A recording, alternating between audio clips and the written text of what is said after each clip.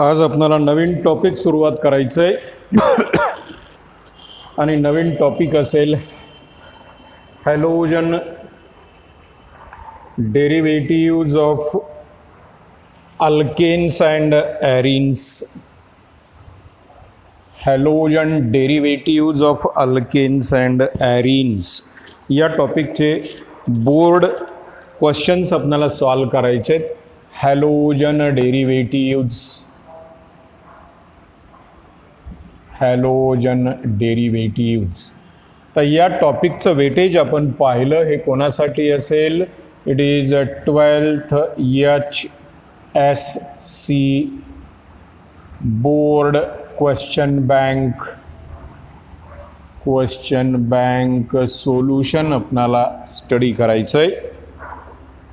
Marks असतील या टॉपिकसाठी 5 आणि विथ ऑप्शन जर पाहिलं आपण तर विथ ऑप्शन 7 मार्क या टॉपिकला असतील आणि विदाऊट ऑप्शन पाहिलं तर किती मार्क आहे तो या टॉपिकला? 5 मार्क आहेत. विदाऊट ऑप्शन 5 आणि विथ ऑप्शन 7 मार्क, म्हणजे मॅक्झिमम आपण 7 मार्कचे क्वेश्चन या टॉपिकवरून सॉल्व करू शकतो. हे थोडंसं नीट आपणाला समजून घ्यायचं आहे, त्यामुळे ते थोडंसं नीट पहा आणि समजून घ्या. पुढे येऊ आपण.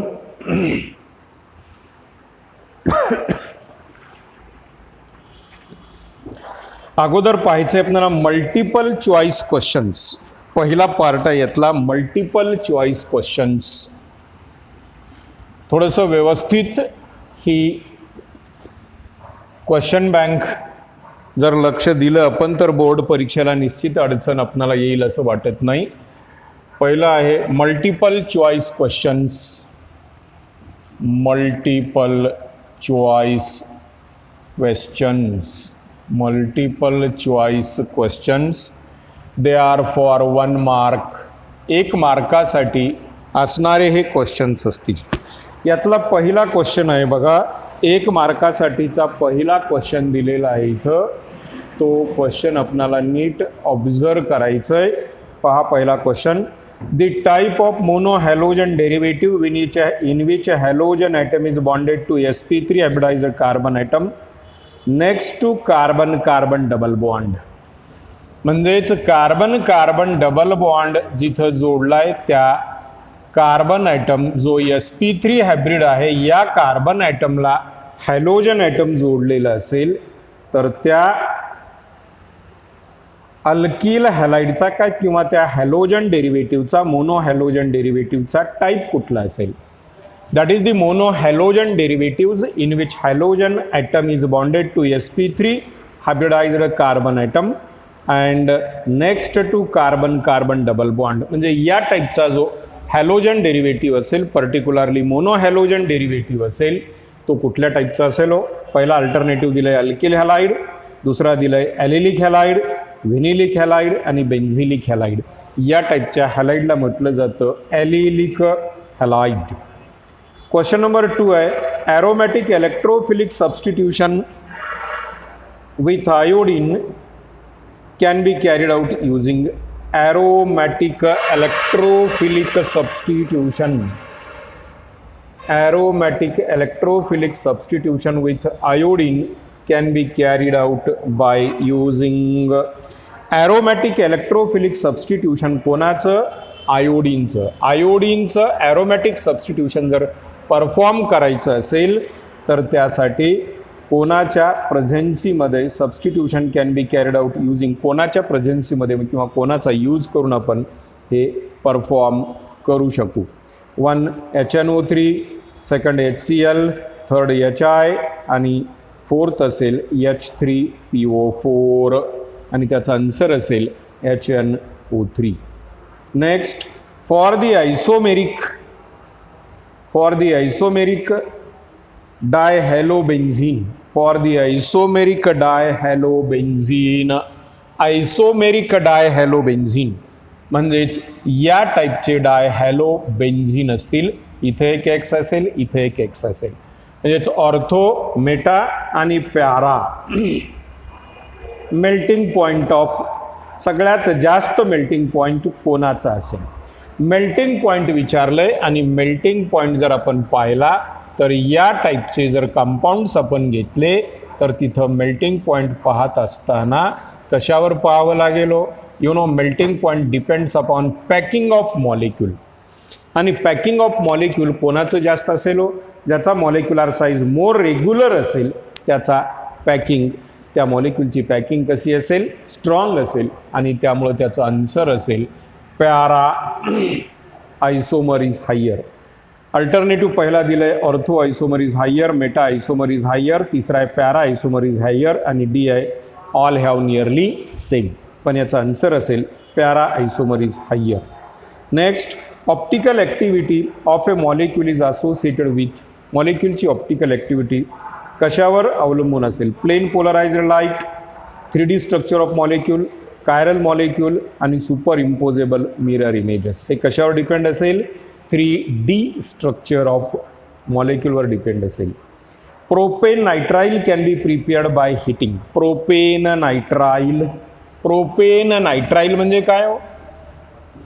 प्रोपेन नायट्राइल 3 कार्बन ॲटम असणारा नायट्राइल. इथं थोडंसं स्ट्रक्चर लिहित असताना थोडंसं केअरफुल असावं लागेल.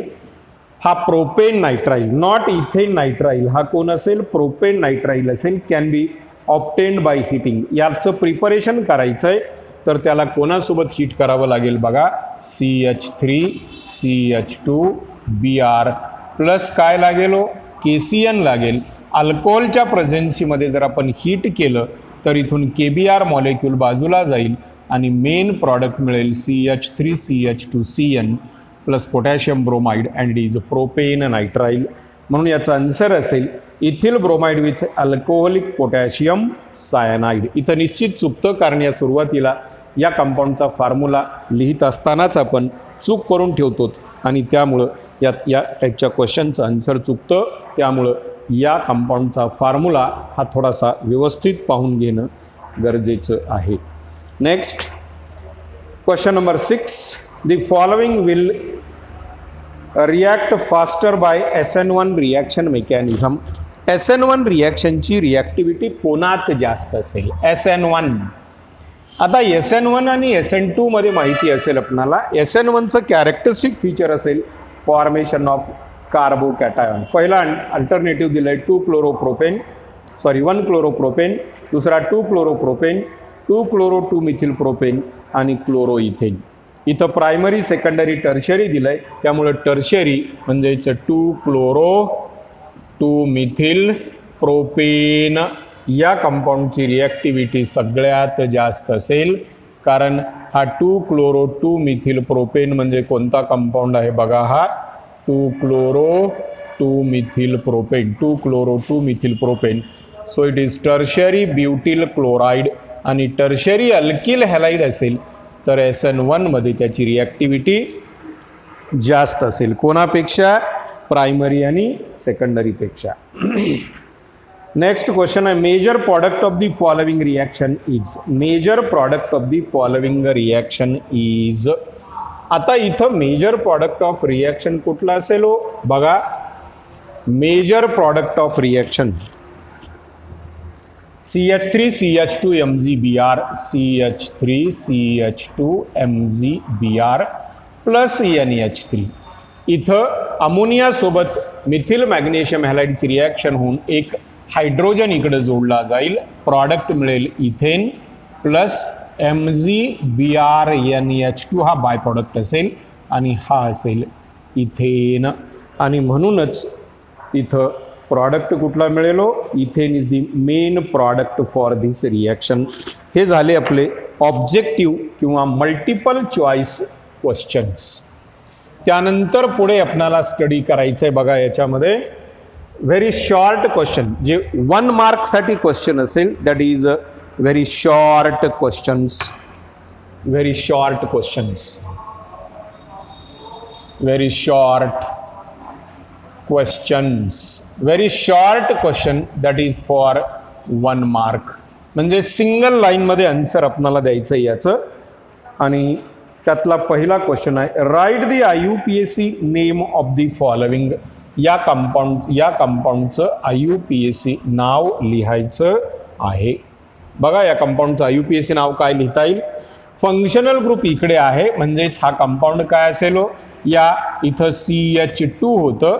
ओरिजिनल कंपाऊंड मिथेन होता, त्याचा एक हायड्रोजन BRनी आणि एक हायड्रोजन कोणी रिप्लेस केला, फिनिल ग्रुपनी. So the IUPAC name of this compound is phenyl bromomethane. Name of this compound is phenyl bromomethane.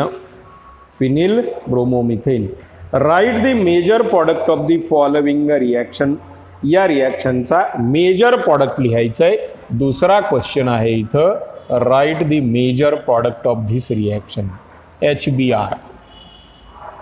HBr असेल तर पाहावं लागेल आपणाला परॉक्साईड वगैरे म्हटलंय का. परॉक्साईड वगैरे नाही म्हटलेलं, त्यामुळे हे कुठल्या टाईपचं ॲडिशन असेल हो, इलेक्ट्रोफिलिक ॲडिशन असेल. आणि इलेक्ट्रोफिलिक ॲडिशन असेल तर मार्कोनी कॉप्स रूल प्रमाणे जाणारी रिॲक्शन असेल. आणि मार्कोनी कॉप्स रूलमध्ये Br कुठं जोडला जातो, carbon atom of double bond having more number of hydrogen atom का less number of hydrogen atom, less number of hydrogen item.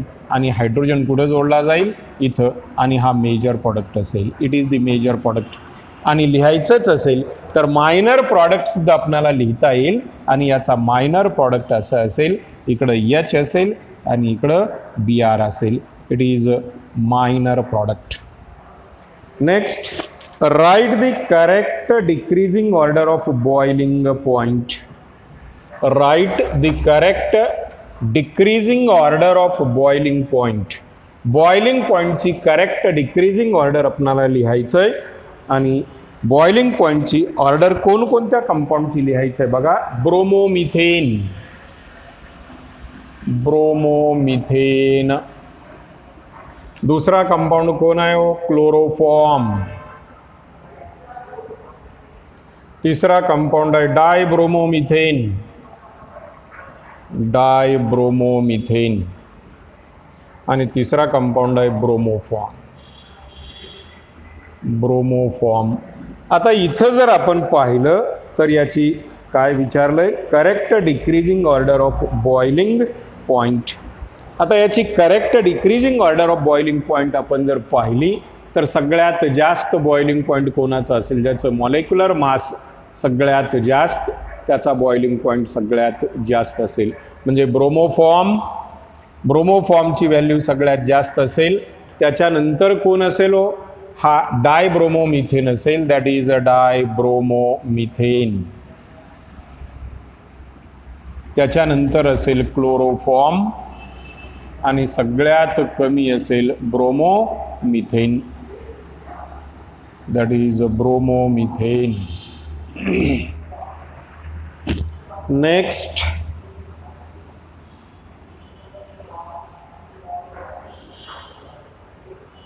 Right IUPAC name of product B in the following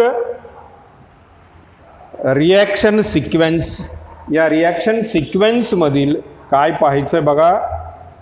right the IUPAC name of product B in the following reaction sequence. काय म्हटलंय, reaction कुठली आहे बघा. C2H5OH. C2H5OH NaBr H2SO4. NaBr H2SO4 heat. नंतर इथं कुठला product मिळेल, इथं प्रॉडक्ट असेल बघा CH3CH2Br. कारण सोडियम ब्रोमाइड आणि H2SO4 एकमेकांसोबत रिॲक्ट होऊन काय फॉर्म करतील, HBr. OH जाईल, Br येईल. हा कंपाऊंड असेल A, that is ethyl bromide. हा असेल इथिल ब्रोमाइड.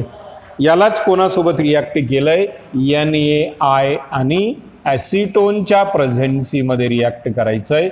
म्हणजेच इथं Br जाईल आणि कोण येईल, आयोडीन येईल. So it is iodo ethane.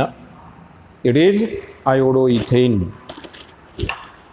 Then next reaction कुठली असेल, next reaction is nucleophilic substitution reaction of 2,4-dinitrochlorobenzene is faster than para nitro chlorobenzene give a reason.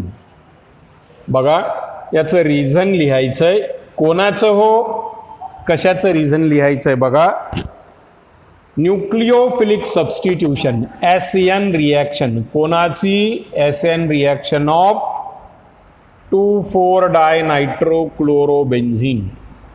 हा Cl, हा 2 आणि हा 4 याची आणि कोणाचं कंपॅरिझन केलंय? हा दुसरा कंपाऊंड आहे प्यारा नायट्रो क्लोरोबेन्झिन याची. या दोन कंपाऊंडपैकी या कंपाऊंडच्या न्यूक्लिओफिलिक सबस्टिट्यूशनचा रेट कोणापेक्षा जास्त आहे? याच्यापेक्षा. हा कसा आहे? मोर रिॲक्टिव्ह. हा मोर रिॲक्टिव्ह का झाला हे सांगायचंय. आपल्याला माहिती असेल nucleophilic rate of nucleophilic substitution of chlorobenzene depends upon or is increased by the electron withdrawing group at ortho and para position. याच्यामध्ये एकच आहे इलेक्ट्रॉन विड्रॉविंग ग्रुप, पहिल्यामध्ये 2 आहेत, त्यामुळे त्याचा रेट जास्त असेल. Name the reagent used to convert the alkyl halide into ester. Alkyl हॅलाइडचं conversion ईस्टरमध्ये करण्यासाठी वापरला जाणारा रिएजंट कोण असेल त्याचं नाव लिहायचं आहे आपल्याला. Use the reagent used or name the reagent used to convert the alkyl halide into ester. आता अल्किल हॅलाइडला ईस्टरमध्ये कन्वर्ट करण्यासाठी वापरला जाणारा रिएजंट कोण असेल? Silver salt of carboxylic acid असेल. It is silver carboxylate. हा सिल्वर कार्बॉक्झिलेट अल्किल हॅलाइड सोबत अल्कोहोलिक मीडियममध्ये रिॲक्ट केला. इथून AgX बाहेर टाकलं जाईल. RCOOR1 हा कोण असेल? ईस्टर असेल. Plus by product is AgX. म्हणून याचा आन्सर असेल सिल्वर कार्बॉक्झिलेट. नेक्स्ट क्वेश्चन आहे write the correct order of increasing ease of dehydrohalogenation. Dehydrohalogenation. आता डिहायड्रोहॅलोजेनेशनचा एस इन्क्रीजिंग ऑर्डरमध्ये लिहायचं आहे आपल्याला.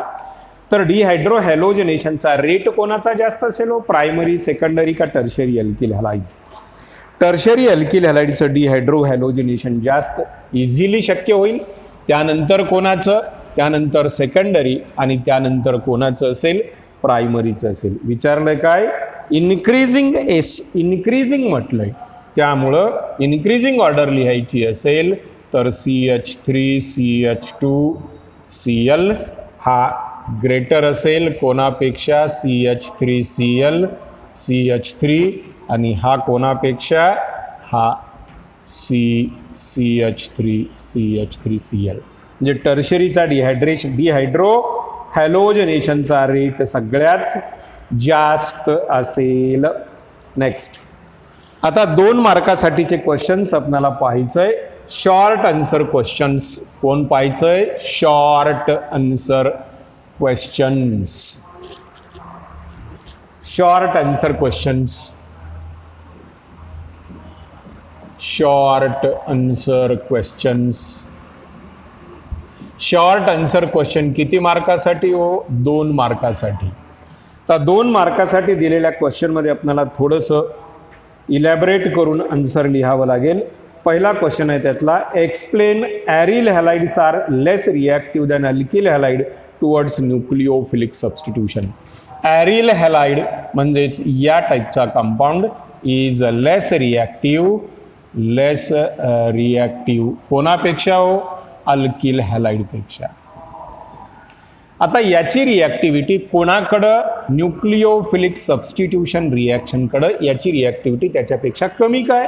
साधं कारण इथं पाहायला मिळेल आपल्याला. इथला कार्बन क्लोरीन बॉन्ड हा कार्बन sp3 आहे, हा कार्बन ॲटम sp2 हायब्रिड आहे. त्याच्यामुळे इथली बॉन्ड लेंथ किती येते? जवळपास 177 पिकोमीटर येते. ही बॉन्ड लेंथ जवळपास 170 पिकोमीटर येते. As bond length decreases, bond strength increases, reactivity decreases. दुसरं एक कारण असेल, इथं रेझोनॉन्स शक्य होतं. या क्लोरीनकडं 3 लोन पेअर आहेत आणि इथं सुद्धा क्लोरीनकडं 3 लोन पेअर असतील, पण इकडं कॉन्ज्युगेशन पाय बॉन्डचं नाही, त्यामुळे इकडं रेझोनान्स नसेल आणि तिकडं मात्र रेझोनान्स असेल. त्या रेझोनान्समुळं इकडं स्टॅबिलिटी कोणाची कार्बन क्लोरीन बॉन्डची वाढली, रिॲक्टिव्हिटी कमी झाली.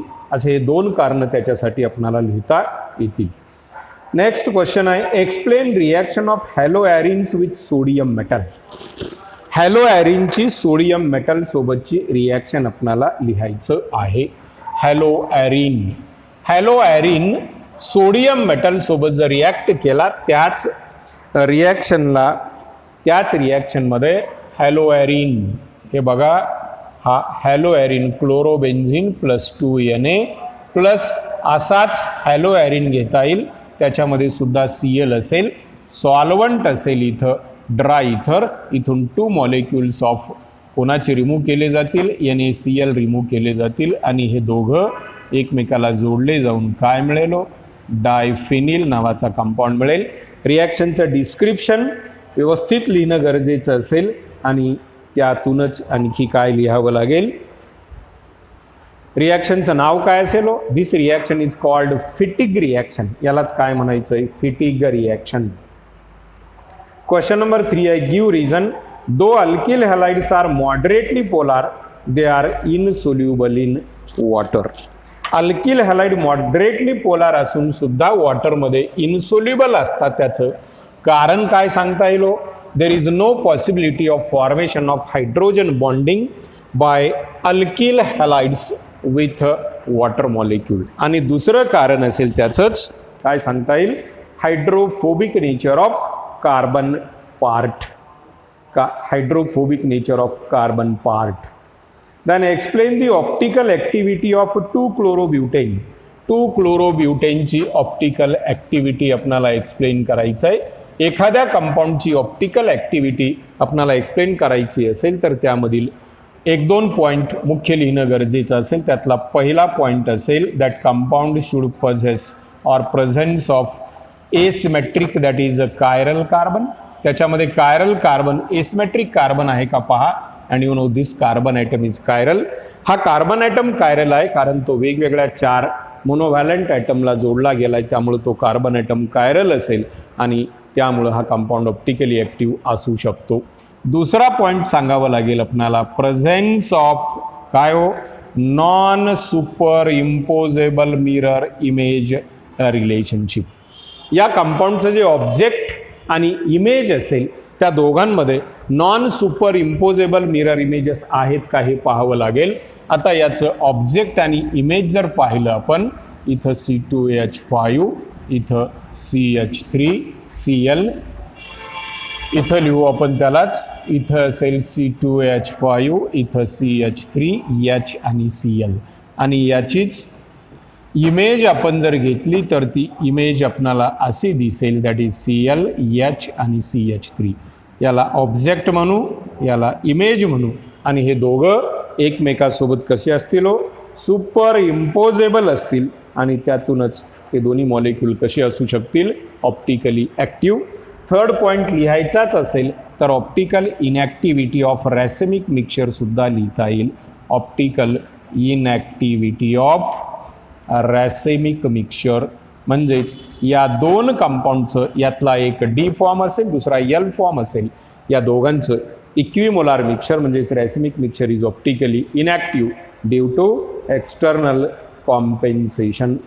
त्यानंतरचा क्वेश्चन आहे बघा 2 मार्कासाठीचा, distinguish between SN1 and SN2 mechanism. Distinguish between SN1 and SN2 mechanism.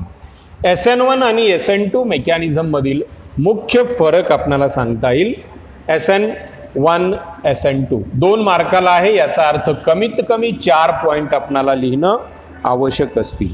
एका बाजूला लिहा SN1, दुसऱ्या बाजूला लिहा SN2. इकडे SN1, इकडे SN2. SN1च्या बाजूला लिहिता येईल, it is 2 step reaction. He reaction कशी आहे, 2 स्टेप आहे. ही कशी आहे, सिंगल स्टेप रिॲक्शन असेल. इकडं मॉलिक्युलॅरिटी किती हो, इट इज युनिमॉलिक्युलार. ही कशी असेल, बाय मॉलिक्युलार रिॲक्शन असेल. It is bimolecular. तिसरा पॉईंट काय लिहिता येईल, it is completed in 2 step. ही 2 स्टेप रिॲक्शन असेल, ही सिंगल स्टेप रिॲक्शन असेल. It is single step reaction. चौथा पॉइंट लिहिता येईल आपल्याला, carbocation is formed as intermediate, C+ is formed as intermediate आणि इकडे असेल no intermediate. SN2 reaction has no in intermediate. आणखी पॉईंट सुद्धा लिहिता येतील. In SN1 product is formed with 50% retention and 50% inversion, that is racemisation of configuration. तिकडे product is formed with 100% inversion of configuration. असे कमीत कमी कुठले तरी 4 पॉईंट लिहा. प्रत्येक पॉईंटला किती मार्क असेल? अर्धा मार्क सांगता येईल किंवा दिलेलं असेल. Explain benzylic halides. Explain primary benzylic halide show higher reactivity of SN1 mechanism than primary alkyl halide. Primary benzylic halide. Benzylic halide म्हणजे काय असेल हो? ज्यामध्ये हॅलोजन ॲटम जोडलेला कार्बन ॲटम sp3 असेल आणि तो ॲरोमॅटिक sp2 हायब्रिड कार्बन ॲटमला जोडलेला असेल, म्हणजे बेन्झिल क्लोराईड हा प्रायमरी बेन्झिलिक हॅलाइड असेल. कारण हा कार्बन ॲटम प्रायमरी आहे, त्यामुळे त्याला म्हणायचं आहे प्रायमरी बेन्झिलिक हॅलाइड. पुढे काय म्हटलंय? Show higher mechanism SN1 than primary alkyl halide. आता याचं आणि याचं दुसरा एखादा प्रायमरी अल्किल हॅलाइड घेतला तर SN1 रिॲक्शनमध्ये कोण मोर रिॲक्टिव्ह असेल? तर हा मोर रिॲक्टिव्ह असेल, कारण हा कार्बन क्लोरीन बॉन्ड ब्रेक झाल्यानंतर तयार होणाऱ्या कार्बोकॅटायनच्या स्टॅबिलिटीवर त्या दोघांच्या SN1 रिॲक्शनचा रेट अवलंबून असेल. It is more stable. का बरो? याच्यात रेझोनॉन्स आहे आणि याच्यात मात्र हा लेस स्टेबल असेल, कारण याची स्टॅबिलिटी रेझोनॉन्समुळं अजिबात वाढताना दिसत नाही. Then short answer questions type 3. Short answer questions पाहिजेत आपल्याला. 3 मार्कासाठीचे. 2 मार्कासाठीचे क्वेश्चन्स इथं पूर्ण होतील. 3 मार्कासाठीचे क्वेश्चन्स आपल्याला पाहायचंय. 3 मार्क्स. 3 मार्कासाठीचे क्वेश्चन काय पाहता येतील बघा. Short answer questions. Short answer questions किती मार्क्ससाठी हो? 3 मार्क्ससाठी हे क्वेश्चन असतील. 3 मार्कासाठीचे क्वेश्चन्स आपल्याला पाहायचे. आता हे 3 मार्कासाठीचे क्वेश्चन्स आपण सॉल्व करत असताना थोडंसं व्यवस्थित बघा. मोठे क्वेश्चन्स आहेत. Explain factors affecting SN1 and SN2 mechanism. Factors affecting SN1 and SN2 हे 3 मार्कासाठी विचारलंय. कमीत कमी 3 फॅक्टर आपल्याला सांगावे लागतील. प्रत्येक फॅक्टरला 1 मार्क असेल.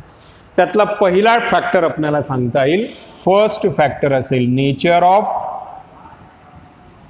अल्किल हॅलाइड किंवा नेचर ऑफ सबस्ट्रेट म्हणता येईल थोडक्यात. Nature of substrate. आता पहा, SN1 कोणाला फेवर करेल? इकडे लिहू नेचर ऑफ सबस्ट्रेट. इकडे SN1, इकडे SN2. SN1 मोर ब्रँच्ड सबस्ट्रेटला फेवर करेल आणि हा कोणाला फेवर करेल? लेस ब्रँच्ड. ओके, लेस ब्रँच्ड सबस्ट्रेट. दुसरा फॅक्टर आपल्याला सांगता येईल नेचर ऑफ सॉल्वंट. रिॲक्शन कुठल्या सॉल्वंटमध्ये परफॉर्म केली तो फॅक्टर सुद्धा SN1 आणि SN2 ला अफेक्ट करेल. आता SN1 असेल तर हे पोलार सॉल्वंट फेवर करेल. Favour bye polar solvent. Polar solvent. Y polar solvent can favour the SN1? कारण पोलॅरिटी असेल तर कार्बोकॅटायन इझिली फॉर्म केला जाईल आणि इकडे favour bye non polar solvent. कारण SN2 मध्ये कार्बोकॅटायन फॉर्म होऊ द्यायचं नाही. डायरेक्ट अटॅकिंग न्यूक्लिओफाईल बॅक साईडने अटॅक करायचं आहे. सिंगल स्टेपमध्ये रिॲक्शन कंप्लीट केली जाईल, त्यामुळे नॉन पोलर सॉल्वंट त्याला अफेक्ट करेल. सी पॉइंट असेल that is nature of attacking nucleophile. Attack करणारा जो न्यूक्लिओफाईल असेल त्याचं नेचर. अटॅकिंग न्यूक्लिओफाईल स्ट्रॉंग आणि वीक जर घेतला आपण, तो अटॅकिंग न्यूक्लिओफाईल वीक असेल तर SN1 ला फेवर करेल. Weak attacking nucleophile favour SN1 आणि इकडे मात्र कसा लागेल? अटॅकिंग न्यूक्लिओफाईल स्ट्रॉंग लागेल. Stronger attacking nucleophile favour SN2. म्हणजे इकडं जर वीक अटॅकिंग न्यूक्लिओफाईल असेल तर त्याचा फ्रंट किंवा बॅक साईडने अटॅक होऊ शकणार नाही आणि कोणत्याही बाजूने अटॅक होत नसेल तर रिॲक्शन SN1 प्रमाणे जाईल. आणि जर अटॅकिंग न्यूक्लिओफाईल स्ट्रॉंग असेल आणि बॅक साईडने थोडासा रिपल्सिव्ह फोर्स जरी अवेलेबल असेल तरीसुद्धा तो त्या इलेक्ट्रॉन डेफिशियंट अल्फा कार्बनवर बॅक साईडनी इझिली अटॅक करू शकेल. म्हणून stronger nucleophile can favour SN2 reaction mechanism. आणि या पद्धतीनं आपण दोन वेगवेगळे फॅक्टर्स किंवा इथं factors affecting SN1 and SN2 easily explain करू शकू. त्याने explain aqueous alkaline hydrolysis of tertiary butyl bromide. आता इथं 3 मार्काला क्वेश्चन आहे. याचाच अर्थ कंप्लीट SN1चं मेकॅनिझम आपल्याला लिहावं लागेल. टर्शरी ब्युटिल म्हटलंय ना, टर्शरी ब्युटिल ब्रोमाइड. हा जो टर्शरी ब्युटिल ब्रोमाइड असेल या टर्शरी ब्युटिल ब्रोमाइडचं हायड्रॉलिसिस म्हणजे याच्यामध्ये मेकॅनिझम SN1 रिॲक्शन पूर्ण लिहायचं आहे. त्यातलं पहिलं पार्ट मेकॅनिझम, त्यानंतर त्याचं कायनेटिक एक्सप्रेशन, त्यानंतर मेकॅनिझम रिॲक्शन. 2 मेकॅनिझम रिॲक्शन असतील कारण ही रिॲक्शन 2 स्टेपमध्ये पूर्ण होईल. First step that is formation of carbocation, second step attack of nucleophile OH-, नंतर रॅसिमायझेशन ऑफ कॉन्फिगरेशन कारण तयार होणाऱ्या टर्शरी ब्युटिल मोर स्टेबल कार्बोकॅटायनवर अटॅकिंग न्यूक्लिओफाईल दोन्ही बाजूनी अटॅक करू शकेल आणि प्रॉडक्ट फॉर्म केला जाऊ शकेल. आणि product is form with 50% retention and 50% inversion of configuration. हे सगळं आपल्याला डिटेल लिहावं लागेल. How are the following, question number 3 आहे, how are the following conversions carried out. How are the following conversions carry out. त्यातलं पहिलं कन्वर्जन आहे propane to iodo propane. Propane to iodo propane. हा propane plus I2 in presence of HZO.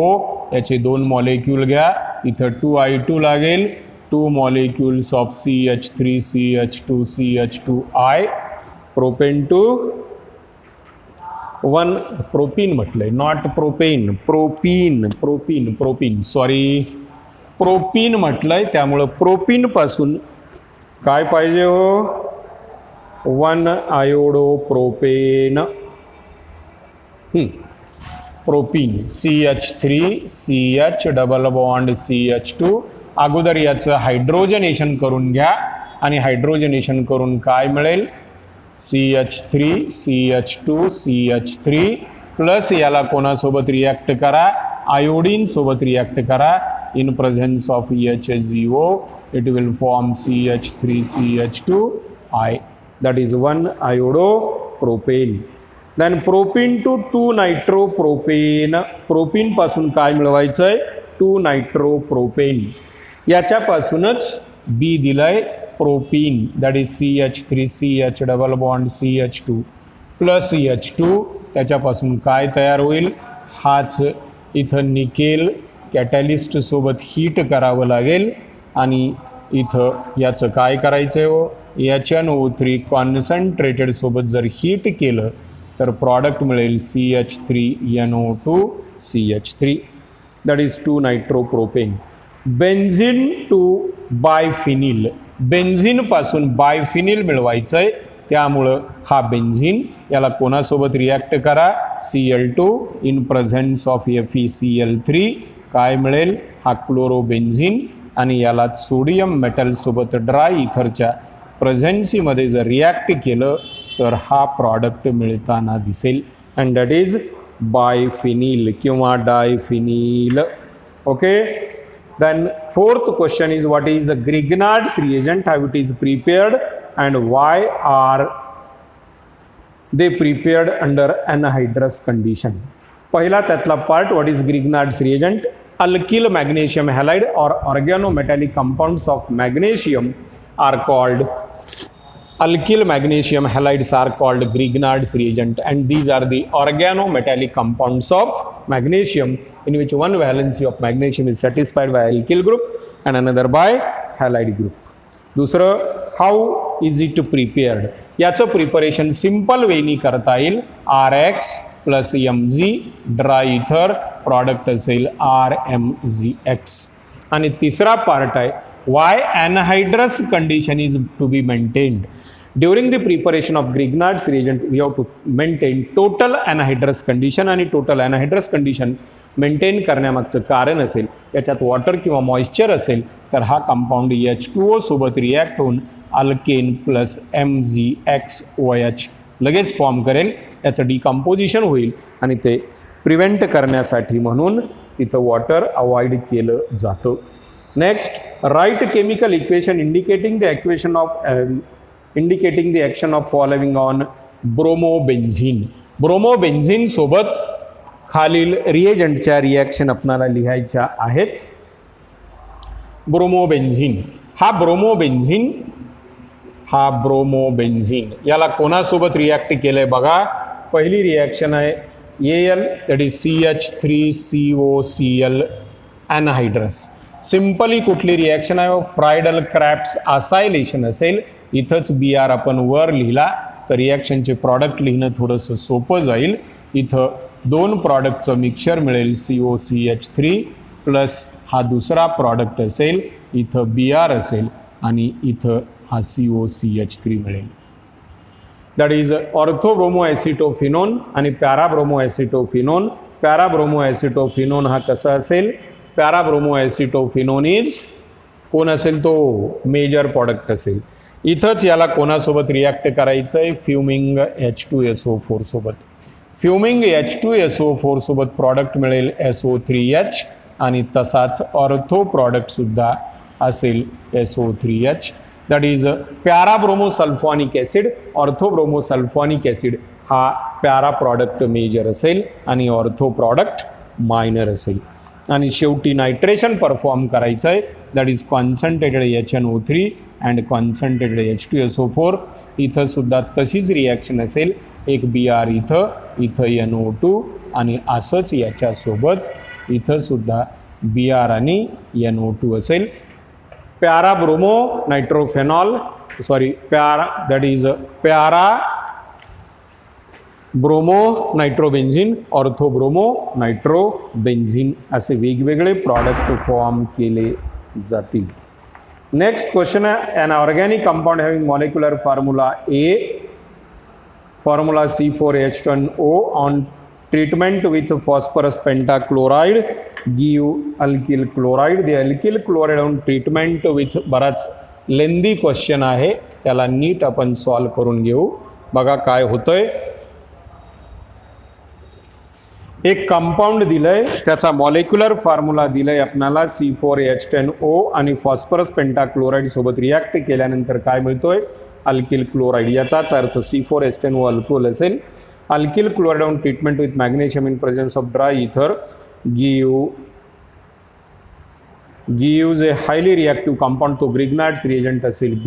that compound on reacting with water give hydrocarbon C. बरोबर आहे. Alkyl halide on treatment with sodium in dry ether as a solvent give 2,2,3,3 tetra methyl butane. Identify A, B and C. Alkyl chloride बघा याच्यातली सगळ्यात महत्त्वाची hint असेल शेवटची. Alkyl chloride on treatment with sodium in a dry ether as a solvent give alkane 2,2,3,3 tetra methyl butane. अगोदर त्याला लिहून घेऊ आणि नंतर आपली रिॲक्शन सुरुवात करू. कुठला अल्केन तयार होतोय 2,2,3,3 टेट्रा मिथिल ब्युटेन हा कंपाऊंड. आता हा कंपाऊंड कोणापासून मिळवलंय सोडियम मेटल आणि इथर ड्राय इथर आणि सोडियम मेटलच्या प्रेझेन्सीमध्ये.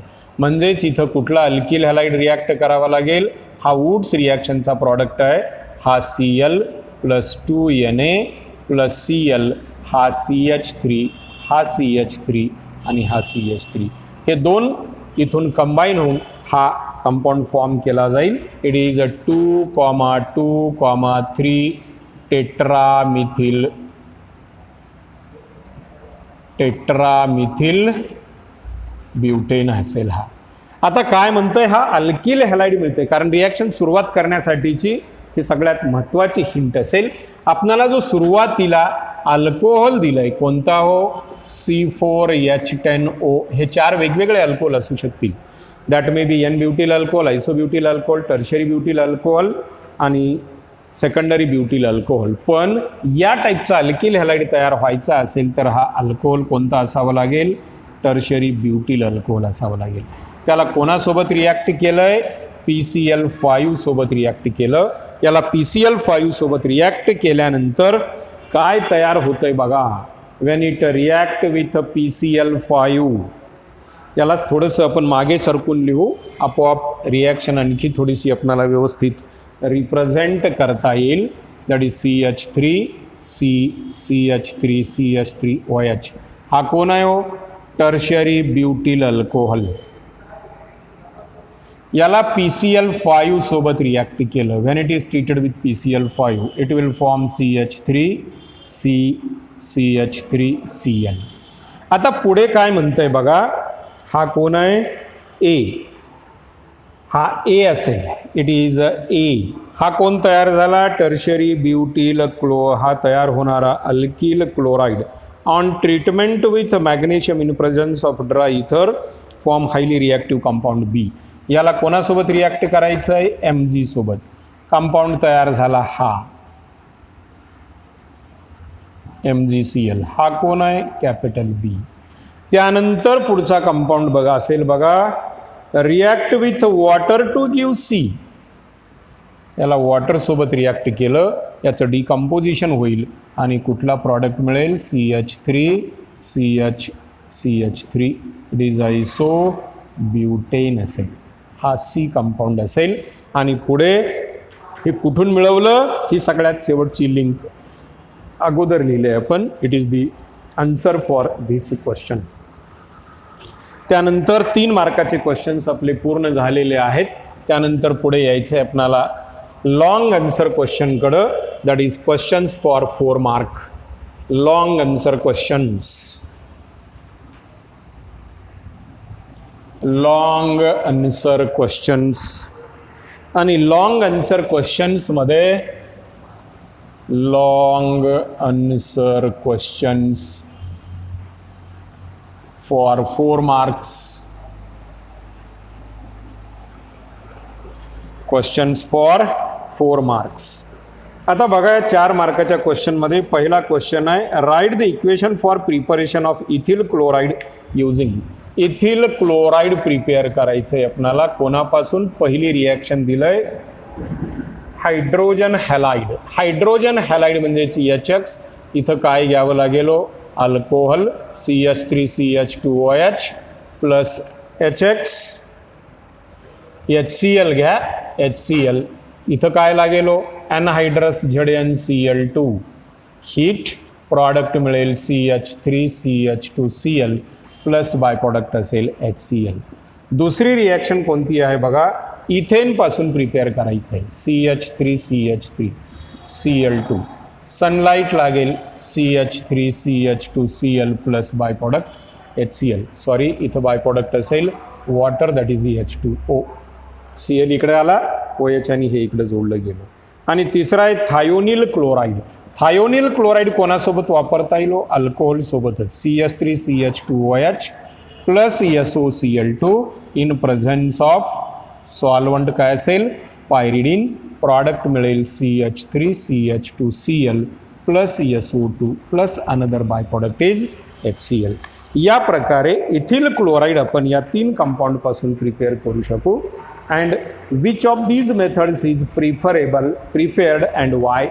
सगळ्यात प्रिफरेबल मेथड असेल शेवटची. आणि कशामुळं, कारण या शेवटच्या मेथडमध्ये तयार होणारा जो इथिल क्लोराइड असेल that is relatively more pure, कारण इथं तयार होणारे दोन्ही बाय प्रॉडक्ट गॅसियस आहेत आणि ते इझिली रिॲक्शन मिक्सरमधून रिमूव्ह केले जातील, म्हणून ही रिॲक्शन मोर प्रिफरेबल असेल.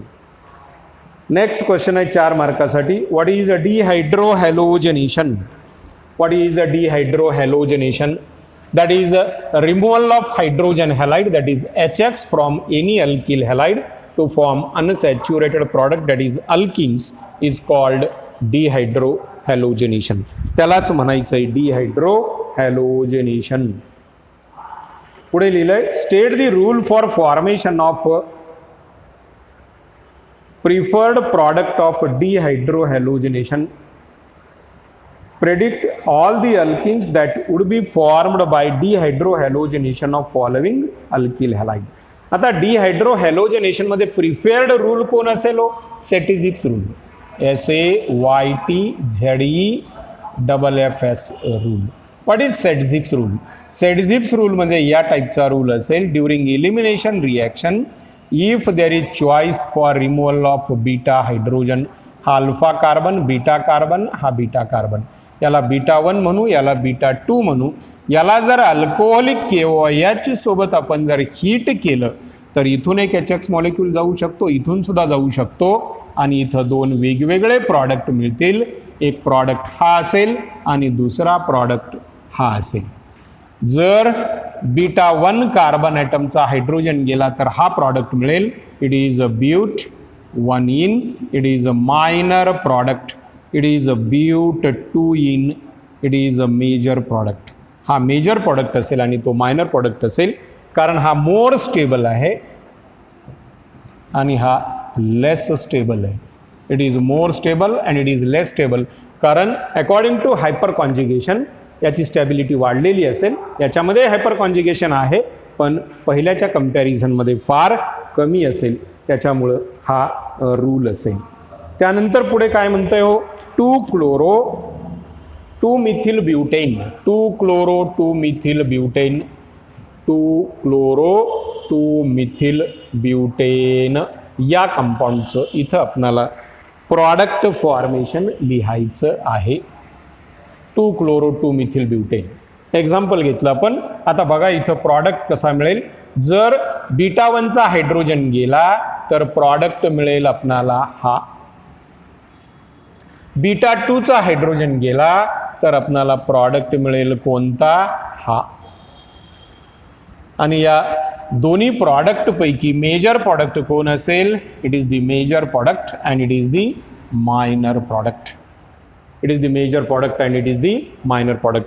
म्हणजेच एक बाब लक्षात ठेवायचं आहे, इलिमिनेशन डिहायड्रोहॅलोजिनेशन होत असताना ज्या बीटा कार्बन ॲटमकडं हायड्रोजनची संख्या कमी असेल तिथून हायड्रोजन रिमूव्ह केला गेला तर मिळणारा प्रॉडक्ट कसा असेल? मेजर प्रॉडक्ट असेल and that is the Saytzeff rule. त्याच्यामुळं हा प्रॉडक्ट मेजर असेल. दॅट इज two methyl but 2 ene is the major product and two methyl but 1 ene is the minor product. तो मायनर प्रॉडक्ट असेल आणि हा मेजर प्रॉडक्ट असेल. मायनर आणि मेजर प्रॉडक्ट असेल. ओके. पुढे दुसरा कंपाऊंड आहे 2-ब्रोमो 2,2,3 ट्रायमिथिल पेंटेन. पेंटेन पाहिजे आपणाला. CH3 CH2 आणि कुठं जोडलंय हो? ब्रोमो 3ला जोडलंय. 3ला Br जोडा, CH2 CH3. आता काय म्हटलंय? 2-2 इकडं, इथं एक CH3, इथं एक CH3 आणि इकडं एक CH3. आता बघा असं होत असताना कुठला मेजर प्रॉडक्ट? ट्रायमिथिल पेंटेन. 3-ब्रोमो. नाव काय याचं? 3-ब्रोमो. 3-ब्रोमो 2,2,3 ट्रायमिथिल पेंटेन. बघा कंपाऊंड करेक्ट आहे. आता याचं काय करायचं? इलिमिनेशन म्हणजेच अल्कोहोलिक KOH सोबत याला हीट करायचं. आता इकडे तर अल्फा हायड्रोजन नाहीच, त्याच्यामुळं अल्फा हायड्रोजन ॲटम नसल्यामुळं काय होताना दिसेल? इथून हायड्रोजन जाईल. आता तसं पाहिलं तर predict all alkenes that would be formed by dehydrohalogenation of following alkyl halide. आता इथं तसा पाहिला तर एक प्रॉडक्ट मिळेल. कुठला हो? CH3. इथून हायड्रोजन जाईल CH3 डबल बॉन्ड C. इथं पुढे काय असेल?